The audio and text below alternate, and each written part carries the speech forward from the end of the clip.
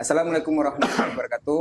Waalaikumsalam warahmatullahi Kembali lagi kita untuk pertemuan sesi yang telah lama dan untuk yang kedua kali Farkes Marewai. Yang kedua ini kita bersama Pak Riki Sahrul. Pak Riki Sahrul bin Sahrul Aswan ya Pak ya. Nah, jadi baiklah kita untuk saat ini kita minta sama Pak Riki untuk memperkenalkan diri dulu, latar kegiatan selama di apa Pak? Bismillahirrahmanirrahim. Assalamualaikum warahmatullahi wabarakatuh. Salam sodon untuk sana kita dah yang ada follower Marewai ya. Yang ada di Facebook, YouTube, jo Instagram. Perkenalkan nama ambo Riki Sahrul. Kalau untuk kampung, ambo dari Nagari Buo, ya, Kecamatan Lintou Buo, Kabupaten Tanah Datar. Kegiatan ambo kini ambo menetap sudah 23 tahun di Kota Batam. Di Kota Batam ya, Pak. Sebagai saat ini sebagai karyawan pabrik lah. Karyawan pabrik. Karyawan pabrik. Nah, untuk kegiatan sehari-hari ya sebagai karyawan swasta.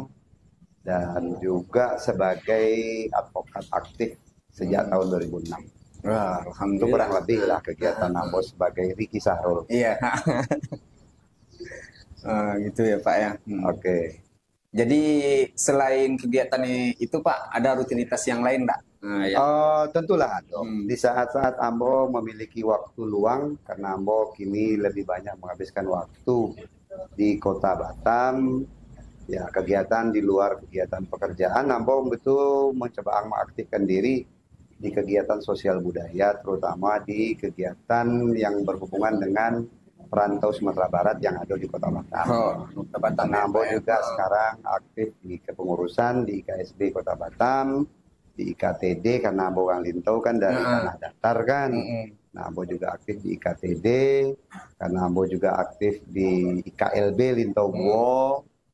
Dan termasuk untuk di kegiatan organisasi IKSB Kecamatan. Ambo tinggal di Villa Moko Kunyang di Kecamatan Sagulung. Nah, sampai hari ko lah tahun periode kedua sebagai ketua 1 untuk IKSB Kecamatan Sagulung. Alhamdulillah ya Pak ya. Ya itu juga yang bisa lakukan ya kan. Iya Pak.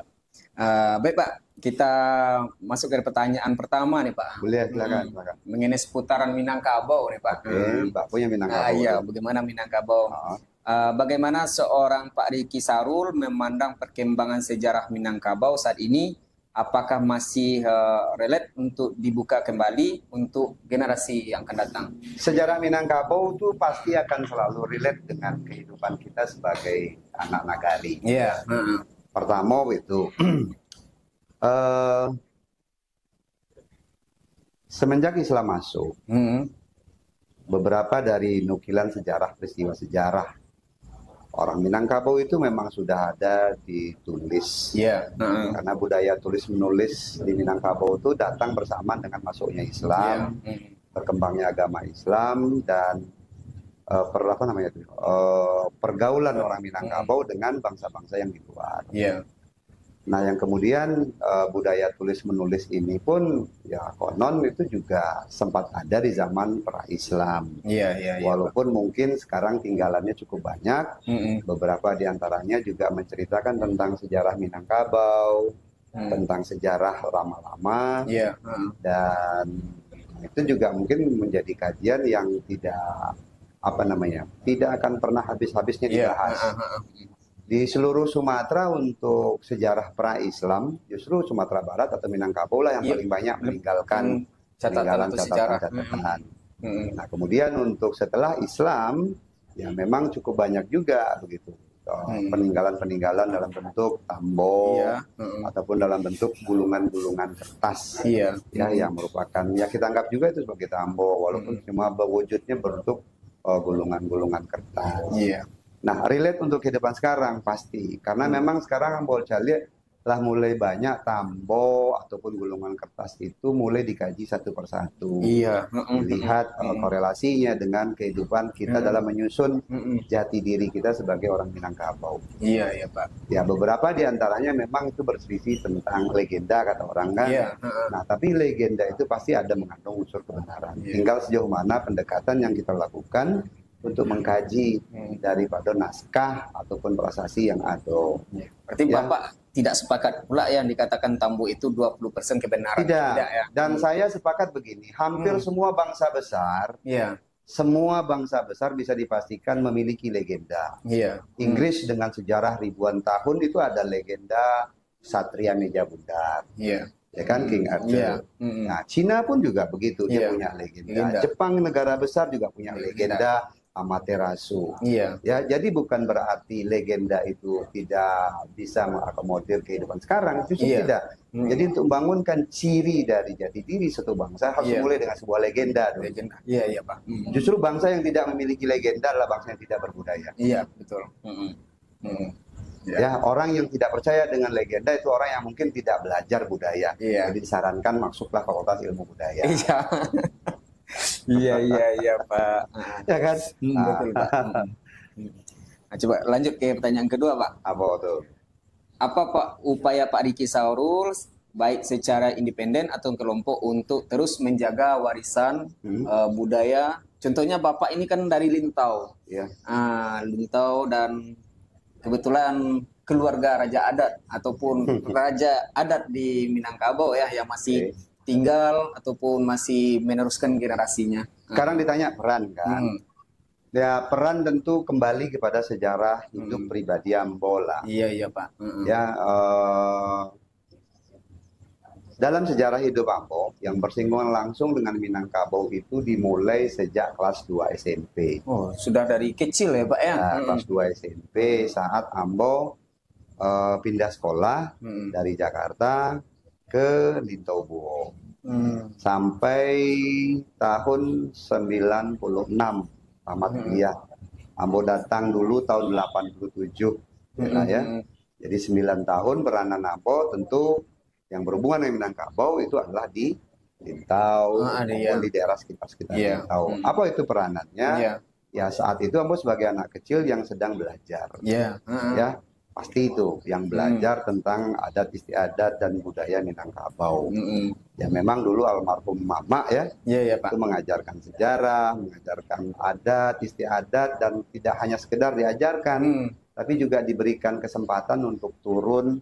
Ya kalau dulu tuh sebagai wakil beliau untuk hadir dalam rapat-rapat adat Nenek Mama. Berarti emang dari unsur keluarga juga ya Pak ya? Ya memang dulu ya. Beliau waktu itu salah satu ketua Elkam di kecamatan. Jadi beliau nampaknya menginginkan para nenek mama rekan-rekan beliau itu untuk melakukan proses regenerasi. Nah saat itulah beliau mencontohkan dengan menjadikan Ambo sebagai proyek pilotnya. Ya alhamdulillah lah. Saat itu Ambo sudah belajar bahasa Minang, maklum lah dari Jakarta datang ke kampung kan belum fasih bahasa Minang. Ambo harus belajar bahasa Minang, kemudian Ambo diperkenalkan dengan sejarah Minangkabau, diberikan buku-buku yang berkaitan dengan Minangkabau, bahkan juga mendengar cerita dari beliau langsung tentang sejarah raja-raja itu sendiri, sejarah keluarga Ambo, dan bahkan juga Ambo diberikan kesempatan untuk ikut langsung dalam kegiatan-kegiatan kerapatan adat, ya. Kalau orang Minangkabau ini kan semuanya pakai adat kan, mulai dari lahir, nikah, sampai mati pun pakai adat. Nah saat itulah Ambo diberikan kesempatan untuk menjadi wakil beliau, duduk bersama-sama dengan para datuk-datuk, nenek mama, di dalam mencoba lah untuk menjadi ya dikatakan sebagai salah seorang calon nenek mama lah saat itu. Berarti pituah adat Minang itu hidup di kandung adat, mati di kandung tanah itu masih ya. Apa ya Pak? Dan Ambo sebagai anak kecil saat itu ya sangat beruntung sekali diberikan kesempatan seperti itu, karena nggak semua orang punya kesempatan kan. Dan kalaupun ada orang yang punya kesempatan, nggak semua mama juga yang mau seperti itu.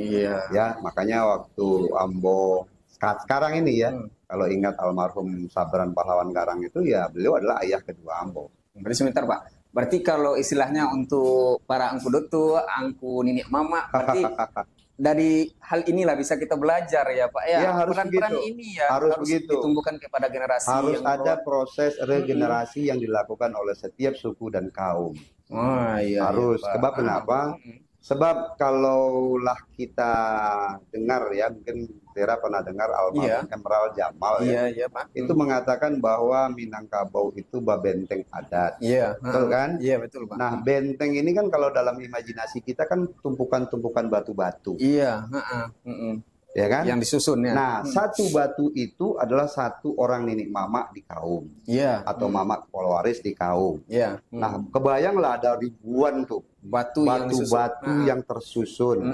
Nah, sekarang apabila batu-batu yang tersusun ini satu persatu mulai pergi dari benteng itu atau rusak tidak ada penggantinya. Nah, lama-lama kan benteng adat Minangkabau ini menjadi ya berkurang ketahanannya dan ya akhirnya rusak. Iya, betul Pak. Terus yang kedua, lanjut lagi, apa peranan Nambo setelah itu? Nah, kemudian kan Nambo pergilah merantau. Iya. Nah, kalau di Jakarta selama 6 tahun peran Nambo untuk berhubungan dengan Minangkabau agak kurang. Tapi setelah Nambo kemudian merantau ke Kota Batam, nah saat itulah mulai ikut bergabunglah dengan organisasi perantau. Kalau kami di Batam itu namanya IKSB seluruh Sumatera Barat. Kemudian ada IKTD untuk orang-orang tanah datar, IKLB untuk orang-orang di Tobuo, dan juga untuk di perumahan itu juga ada namanya Ikatan Keluarga Minang juga, dan di kecamatan juga ada. Nah, kalau di situ memang peran Nambo cukup banyak. Ya. Pertama itu adalah menanamkan rasa cinta terhadap Minangkabau itu dulu kepada seluruh perantau. Sebab dibayangkan aja Zera, saat ini kan kayak anak Ambo. Anak Ambo sekarang berumur 20 tahun. Berarti anak yang lahir di tanah rantau kan mereka harus mengenal. Ya, mereka tidak memiliki kesempatan untuk setiap hari tinggal di kampung, berinteraksi dengan adat-adat di kampung. Berarti sebentar Pak, berarti Bapak ini secara kelompok ataupun warna ini kan Bapak kan dalam kaidah keluarga raja adat. Berarti wangsa itu istilahnya kan warnanya tetap disebarkan ya Pak ya. Oh begitu. Pemahaman adat-adatnya. Kalau untuk peran dan fungsi itu tidak harus dari Iya kan istilahnya kan ini masih tumbuh kan masih berperan itu kan, masih ada dayanya gitu kan. Ya karena memang dulu aku merasa dulu waktu kecil enggaklah. Lahir besar sampai SMP di Jakarta, tidak bisa bahasa Minang. Kemudian datang ke kampung belajar. Nah, Ambo merasakan diri Ambo sendiri. Anak Ambo kan sama nasibnya seperti itu. Lahir dan besar di perantauan. Ya kan? Nah, beberapa anak, ya bukan beberapa ya, anak Ambo sendiri itu tidak, dia mengerti bahasa Minang, tapi dia tidak bisa mengucapkan kayak ngobrol biasa begitu. Nah, itulah kesempatan Ambo untuk memperkenalkan pada mereka inilah Minangkabau, inilah budaya kita. Ya, dengan membuat event-event misalnya seperti Marak Jambang, ya kan, terus tradisi Bapi Tatah Petiti, terus membuka kelas-kelas adat. Nah, itu bagian dari kontribusi. Ya, kalau ditanya kontribusi Riki Sahrul lah. Dan itu juga tidak hanya Riki Sahrul, tapi juga seluruh teman-teman yang duduk di kepengurusan. Karena ide itu muncul dari mereka. Iya Pak. Begitu. Berarti memang betul ya Pak ya. Iya. Bahkan kami tuh punya moto tuh begini. Kemana kita pergi, ya di mana bumi dipijak, di situ langit dijunjung. Tapi ingat ada syarat lain. Ya, nan Minangkabau itu tetap di hati Jo. Iya Pak. Jadi kita harus bawa, kita harus mengenalkan. Ya, enggak setiap hari mereka memiliki kesempatan untuk bisa melihat event-event budaya, apakah itu pawai-pawai budaya. Ya, bagi bundo-bandong yang ada di Batam pun juga kita sudah menggiatkan mereka untuk mulai memperkenalkan pakaian bundo kandung ya Pak ya. Karena kita harusnya ya terinspirasi dengan kerabat-kerabat atau sanak gitu yang ada di negeri tetangga lah ya. Itu mereka tuh punya komunitas yang memang mengkaji, mempertahankan dan memakai dalam keseharian pakaian tradisional. Ini perlu nih orang-orang Sumatera Barat atau kita orang Minangkabau untuk memperkenalkan lagi ya Pak ya. Apalagi pakaian dan kebesaran adat Minangkabau tuh amat sangat kaya. Pakaian kita tuh berbagai macam bentuk, warna dan model. Bentuk suntiang saja kalau nggak salah udah tiga wale. Iya. Tiga wale macam suntiang. Ya selama ini kan dikenal orang suntiang gadang. Ternyata ada lagi yang namanya suntiang apa namanya itu? Loyang. Pisang masak sapara. Pisang masak sapara. Ada suntiang foto gadang. Ada suntiang macam-macam. Solo. Iya. Jadi itu yang perlu kita berikan pengetahuan dan pemahaman itu kepada anak-anak kita. Ya di samping itu juga kita harus tumbuhkan dong rasa kecintaan mereka terhadap Minangkabau. Iya betul Pak. Gitu. Jadi adat apa namanya kalau orang negeri 9 itu bilang biarlah mati anak daripada mati adat kan. Begitulah mereka memiliki keinginan yang kuat untuk menjaga tradisi dan budaya gitu ya Pak ya. Soalnya kalau tidak ada adat tradisi hasilnya generasi pun akan. Betul. Nah, oleh sebab itu ya mungkin Ambo menghimbau lah kepada Dusana kita follower dari Maraywai ini ya sekecil apapun peran kita untuk menjaga, melestarikan dan mempertahankan adat budaya Minangkabau itu pasti punya nilai. Iya betul Pak. Begitu. Dan tidak harus dari keluarga raja. Iya. Semuanya pasti bisa. Iya. Sebab kedudukan dan fungsi raja di Minangkabau ini nggak sama seperti di daerah lain. Iya.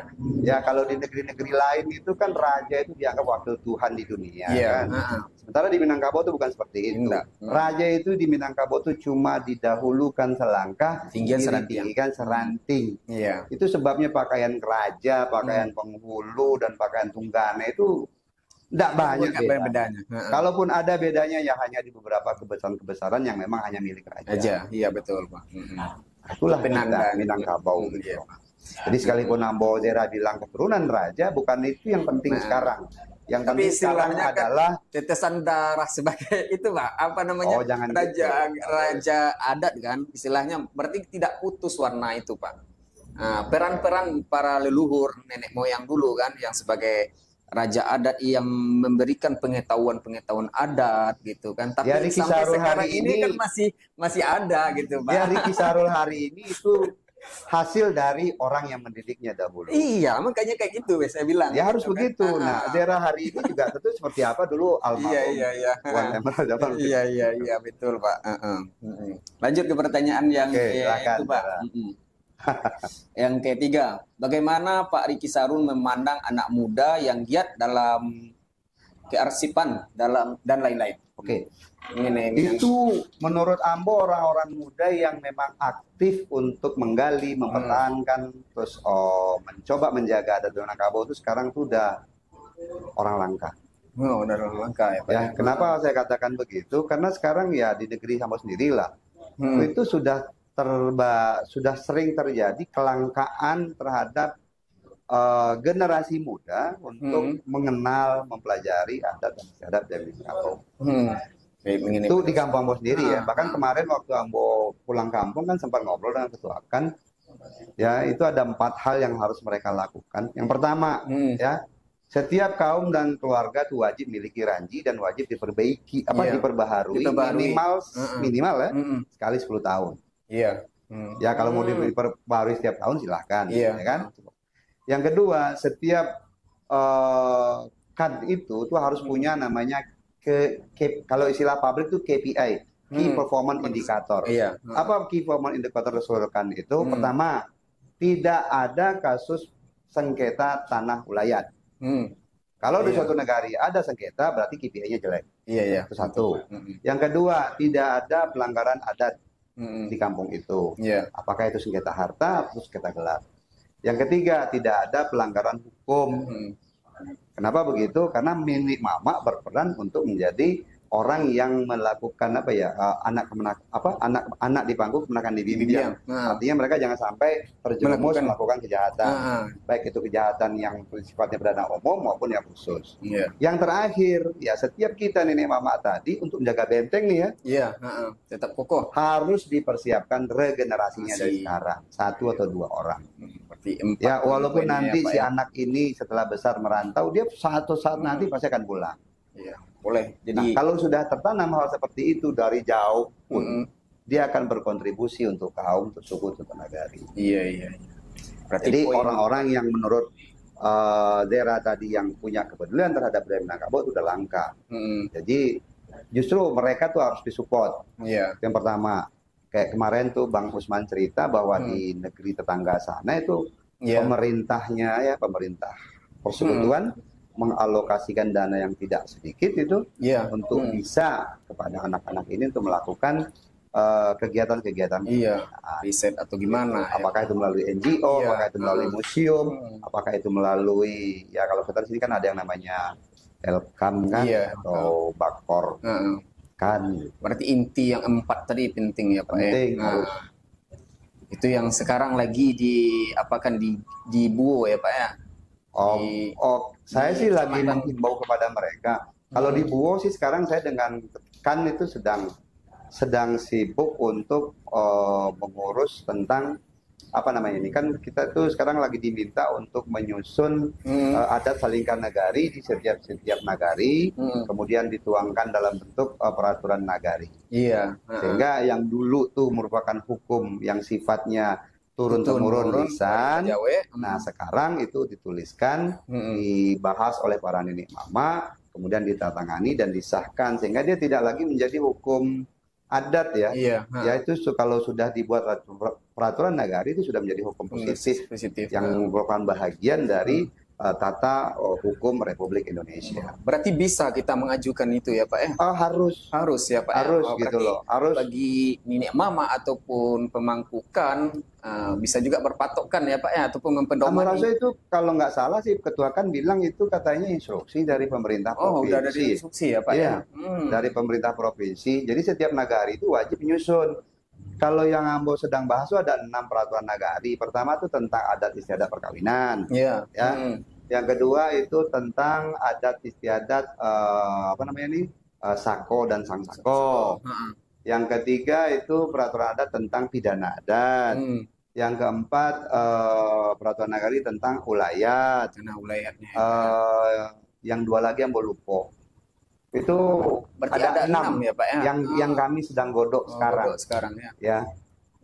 Mudah-mudahan nanti habis Lebaran ini kita mulai bahas satu persatu. Nah, karena kondisi fisik Ambo berada di Batam, jadi kan sekarang teknologi kan sudah cukup ini. Nah, makanya kemarin saya usulkan fasilitas internet kan sudah masuk ke nagari. Di kantor wali nagari juga sudah ada wifi. Nah, kenapa nggak kita bahas itu melalui Zoom, gitu kan, atau melalui WhatsApp group, sehingga tidak ada lagi alasan bahwa kita tuh tidak memiliki kesempatan untuk berkontribusi terhadap nagari. Ya Pak. Pertanyaan terakhir nih Pak. Ya, silakan. Apakah Pak Riki Sarul mengikuti isu-isu perkembangan kerajaan atau pemuka di Minangkabau pada saat sekarang ini Pak? Ini agak ini isu-isu sensitif. Bagaimana menurut Pak Riki?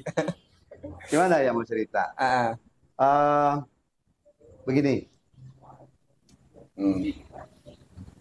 Mohon maaf bagi mungkin Nusana Ambo yang agak tersinggung lah mungkin mendengar pendapat. Tapi Ambo diminta berbicara oleh Jalan. Setidaknya Pak pendapat secara Pak. Seperti halnya dengan fungsionaris adat yang ada di mana-mana. Ambo rasa kok tidak hanya ada di Sumatera Barat atau di Minangkabau. Rivalitas itu selalu ada. Ya udah. Itu aja. Enggak lebih dari rivalitas itu selalu ada. Selalu ada. Jangankan untuk posisi yang punya gengsi seperti Raja Pagaruyung, akan menyebut Suwarna itu. Atau raja yang dirantau. Ya, untuk level suku saja itu rivalitas selalu ada. Bagaimana Riki Sarul memandang? Ya amat sangat disayangkan. Amat sangat disayangkan ya Pak. Kenapa itu seharusnya itu jangan terjadi. Harapan Bapak nanti untuk permasalahan ini? Perkuat adat selingkar nagari. Perkuat adat selingkar nagari ya Pak. Karena adat selingkar nagari itu kan ada yang namanya top dalam sebuah nagari ya, apakah itu penghulu pucuk, apakah itu raja sebutannya atau apapun itu, itu pasti punya dasar, dasar budaya, dasar sejarah, yang itu semua kita sebut adat istiadat kan. Tapi kalau secara pandangan sekarang itu Pak, apakah bisa terwujudkah? Bisa. Bisa. Kenapa tidak? Bisa ya Pak. Bisa. Ya? Berarti bisa. Untuk menyusun sebuah tatanan masyarakat itu masih bisa. Sekarang kembali kepada siapa yang akan memimpin untuk proses itu. Dan untuk memimpin proses itu nggak harus dari top adat, enggak. Pemangku adat, enggak. Dari kalangan generasi muda seperti Jera misalnya, ya kan? Atau mungkin dari kalangan para pemerhati sosial budaya misalnya. Sekarang ini banyak media yang akan bisa kita gunakan untuk memacu adrenalin para nenek lama, para datuk-datuk ataupun para pemangku adat, para raja yang ada di Minangkabau ini untuk mulai berpikir. Gitu. Contoh banyak kok. Jadi istilah himbauan itu Pak, secara Bapak secara umum nih Pak, sebagai tokoh masyarakat ataupun tokoh di rantau ataupun di alam Minangkabau ini Pak, untuk para waris-waris raja ataupun yang berkepentingan dengan hal yang ini Pak, bagaimana, apa yang harus Pak himbau? Ambo tidak bisa membau ke orang dong, kalau Ambo bisa membau ke diri Ambo sendiri. Tidak, secara apa lah gitu. Ambo hanya bisa berikan himbauan kepada diri Ambo sendiri. Kan Bapak kan istilahnya kan warna-warnanya tadi kan masih ada itu kan.